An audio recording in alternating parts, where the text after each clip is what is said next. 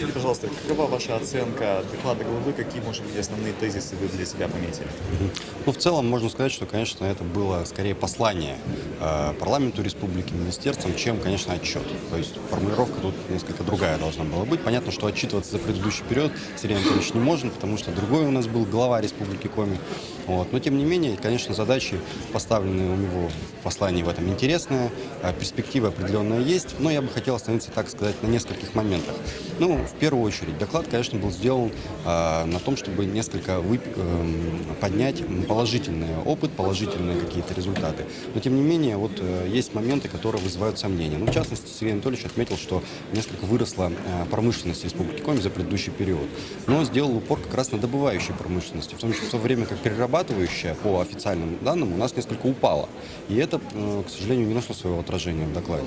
Вот. Кроме того, я мог бы отметить то, что, несмотря на увеличение добычи той же нефти, газа, почему-то удорожание происходит бензина и всех остальных горюче-смазочных материалов. То есть это на наше население влияет очень серьезно. Конечно, проектов громадье, но бюджет Республики Коми, который сформирован на 16-й плановый период 17-18 годов, принят Государственным Советом Республики Коми, мне кажется, не в состоянии в полной мере удовлетворить те потребности и те задачи, которые на сегодняшний момент ставит временно исполняющий глава Республики Коми.